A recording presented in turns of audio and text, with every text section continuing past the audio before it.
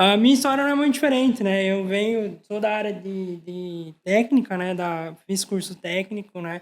Eletrônica, mecatrônica, entrei na engenharia Olha aí. e venho da indústria também, né? Então, trabalhei muito na parte de manutenção de máquinas, né? Em várias indústrias aqui, sou de Curitiba, natural de Curitiba. E aí, tive muitas experiências nesse segmento. E nessas experiências houve muita necessidade de estar desenvolvendo algumas soluções, empregando algo na fábrica mesmo, no dia a dia.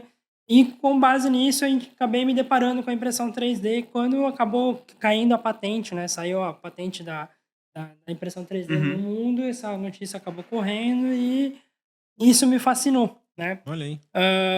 E com base, né, nisso, eu não tinha condição, acho que ninguém tinha condição naquela época de comprar uma impressora 3D, que era algo extremamente caro.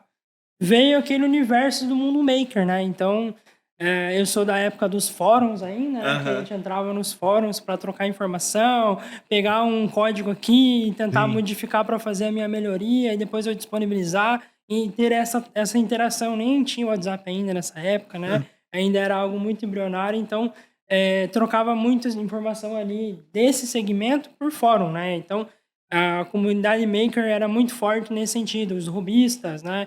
Trocavam informações ali por esses meios. Na faculdade, você tinha um grupinho que gostava daquele determinado segmento que também se trocava informação sobre aquilo e eu vim disso, né? A minha história na impressão 3D, ela nasce quando eu saio da indústria de um emprego formal e eu entro para fazer um estágio na Volvo, né? A Volvo, todo mundo conhece que em Curitiba é Aham. uma montadora de referência, todo mundo que é da indústria almeja Quer trabalhar ali, trabalhar né, lá. na Volvo. Eles pagam bem. Exato. E aí acabei caindo lá na Volvo, troquei o emprego por um estágio e, e aí resolvi, nesse período eu estava na engenharia, e na engenharia você tem que fazer alguns projetos, né, de faculdade, Uhum. etc. Sim.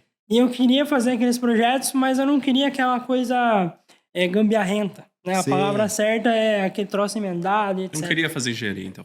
É, não, Abre caminho mas não profissional. não aquela Faça coisa isso, né? emendada e tal, né?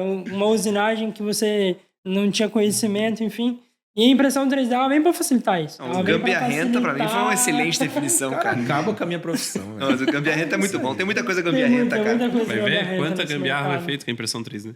Exatamente, é uma ferramenta, Gambiarra é uma solução técnica eu queria sair eu queria fácil. sair da solução gambiarrenta, mas eu não tinha noção ainda do quão gambiarrento é a impressão 3D, porque você usa aquilo para fazer muita coisa, né? E aí, É um gambiarra enabler. exato, é mais profissional, digamos assim, né? Entendeu?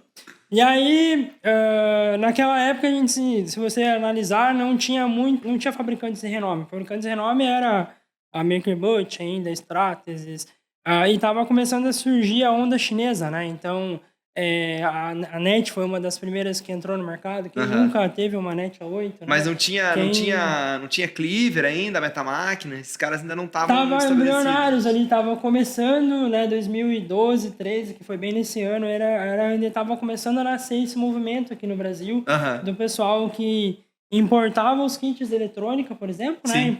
trazia lá, eu sou dessa época, trazia Arduino, ramps, drive, Aham. e daí montava ali, Uma rap. programava uma rap, por exemplo, né.